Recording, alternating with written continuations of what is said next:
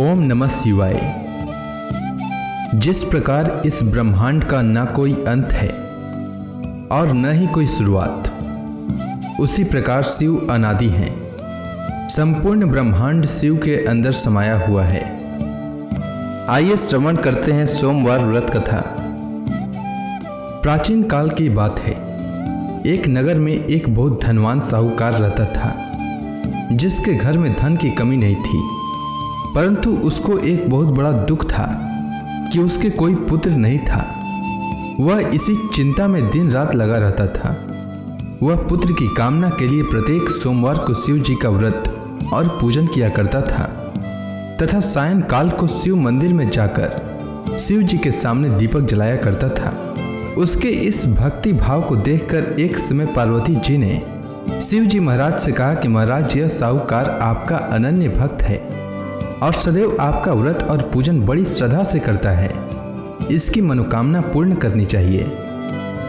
शिव जी ने कहा, हे पार्वती, यह संसार कर्म क्षेत्र है। जैसे किसान खेत में जैसा बीज बोता है वैसा ही फल काटता है, उसी तरह इस संसार में जैसा कर्म करते हैं वैसा ही फल भोगते हैं।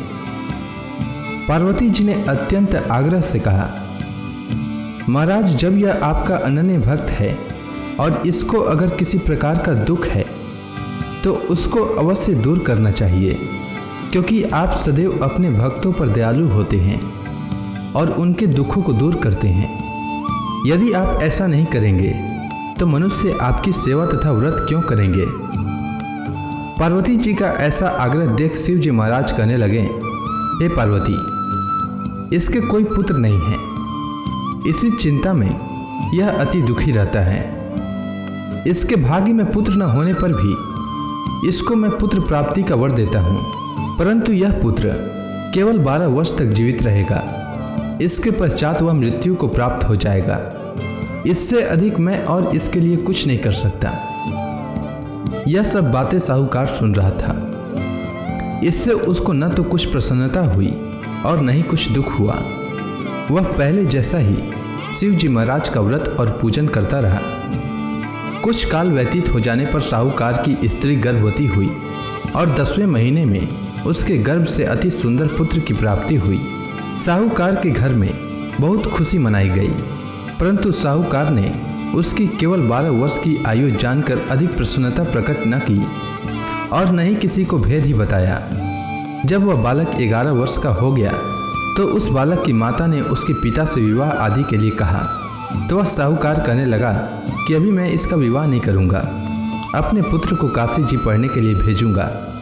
फिर साहूकार ने अपने साले अर्थात बालक के मामा को बुला करके उसको बहुत सा धन देकर कहा, तुम मेरे बालक को काशी जी पढ़ने के लिए ले जाओ और रास्ते में जिस स्थान पर भी जाओ यज्ञ तथा ब्राह्मणों को भोजन कराते जाओ। वह दोनों मामा भांजे यज्ञ करते और ब्राह्मणों को भोजन कराते जा रहे थे। रास्ते में उनको एक शहर पड़ा। उस शहर में राजा की कन्या का विवाह हो रहा था।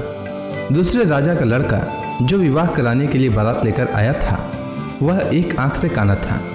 उसके माता पिता को इस बात को लेकर बड़ी चिंता थी कि कहीं वर को देखकर कन्या के माता पिता विवाह में किसी प्रकार की अड़चन पैदा न कर दें। इस कारण जब उसने अति सुंदर सेठ के लड़के को देखा तो मन में विचार किया कि क्यों न दरवाजे के समय इस लड़के से वर का काम चलाया जाए।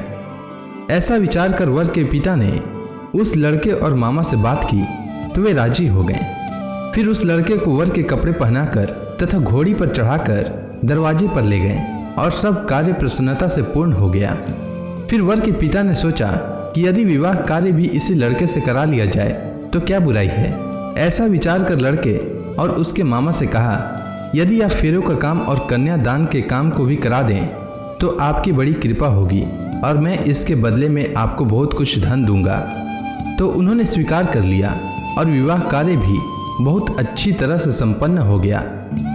परंतु जिस समय लड़का जाने लगा तो उसने राजकुमारी की चुंदड़ी के पल्ले पर लिख दिया कि तेरा विवाह तो मेरे साथ हुआ है, परंतु जिस राजकुमार के साथ तुमको भेजेंगे वह एक आंख से काना है और मैं काशी जी पढ़ने जा रहा हूँ। लड़के के जाने के पश्चात उस राजकुमारी ने जब अपनी चुंदड़ी पर ऐसा लिखा हुआ पाया तो उसने राजकुमार के साथ जाने से मना कर दिया और कहा कि वह मेरा पति नहीं है, मेरा विवाह इसके साथ नहीं हुआ है, वह तो काशी जी पढ़ने के लिए गया है।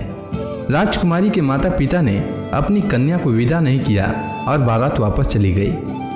उधर सेठ का लड़का और उसका मामा काशी जी पहुंच गए। वहां जाकर उन्होंने यज्ञ करना और लड़के ने पढ़ना शुरू कर दिया।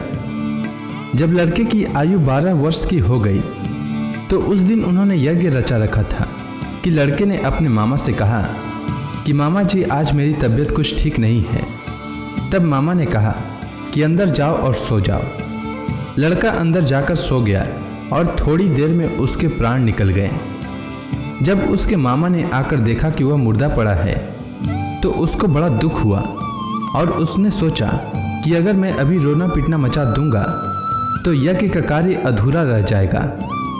अतः उसने जल्दी से यज्ञ का कार्य समाप्त कर ब्राह्मणों के जाने के बाद रोना पीटना आरंभ किया। संयोगवश उसी समय शिव पार्वती जी उधर से जा रहे थे। जब उन्होंने जोर जोर से रोने की आवाज़ सुनी तो पार्वती जी कहने लगी कि महाराज कोई दुखिया रो रहा है, उसके कष्ट को दूर कीजिए। जब शिव पार्वती ने पास जाकर देखा तो वहाँ एक लड़का मुर्दा पड़ा था। पार्वती जी कहने लगी कि महाराज यह तो उसी सेठ का लड़का है जो आपके वरदान से हुआ था। हे महाराज, इस बालक को और आयु दीजिए, नहीं तो इसके माता पिता तड़प तड़प कर मर जाएंगे।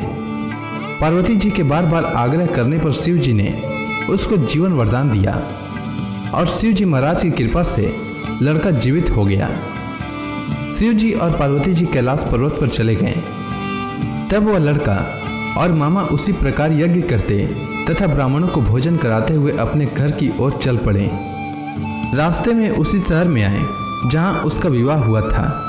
वहां पर आकर उन्होंने यज्ञ आरंभ कर दिया तो उस लड़के के ससुर ने उसको पहचान लिया और अपने महल में ले जाकर उसकी बड़ी खातिर की। साथ ही बहुत से दास दासियों सहित आदरपूर्वक लड़की और जमाई को विदा किया। जब वह अपने शहर के निकट आए तो मामा ने कहा कि मैं पहले तुम्हारे घर जाकर खबर कर देता हूँ।